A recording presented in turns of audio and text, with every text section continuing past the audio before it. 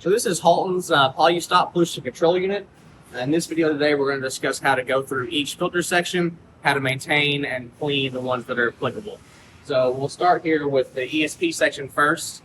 To take the door off and remove the door here, you want to take each bolt. There's going to be a bolt every about 12 inches here on the door. You remove all those bolts, and then you have a safety switch holding it in place.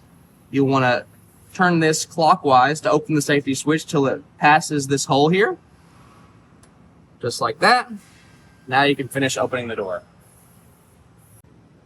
All right, so we have the doors of the ESP section open.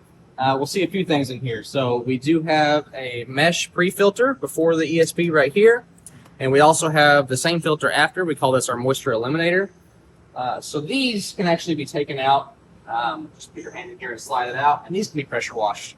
We recommend that you can go ahead and wash these either at the same time you're maintaining your ESP cell, or if you come up here and you visually inspect and you see they look dirty, you can go ahead and pressure wash and put back in. Here's the ESP cell itself. So to remove this, you would loosen this bolt and this bolt. You can pull these conductors out away from the cell, and you can pull the entire cell out. It is quite heavy, so it'd probably be best to team lift that, get at least 2 people to help you pull that out.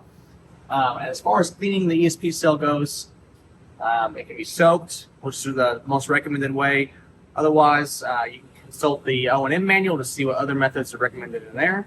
I will say the ESP cell does carry 12,000 volts through it, so be very, very careful. If there's any skepticism at all, please contact an authorized service agent or get someone who can get a maintenance contract set up for you to clean this cell.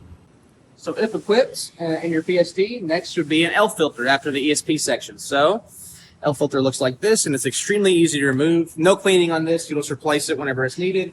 Just pull straight out, just like this. So next is HEPA, and one thing to note is you won't have a PST unit that has a final filter and a HEPA filter. You have one or the other.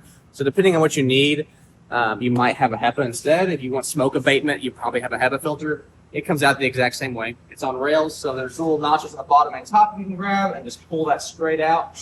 Now, just like the ESP, this is a little bit heavy. If you need a team lift, please do that. Okay, and then we have a final filter, which is just another grease particulate removal filter. It looks like this, and it slides out the exact same way. It's on a track, just like the L filter was. Just like this.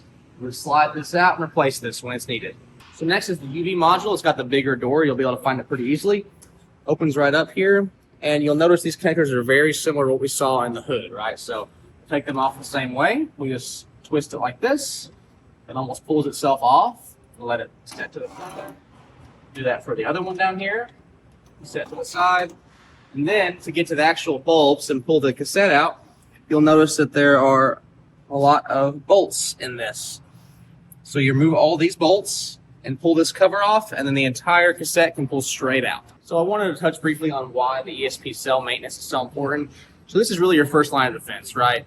Every other filter we talked about, it's replaced, so that's a cost. So if you maintain this correctly, it can save you a lot of money down the road because you're replacing these other filters less often.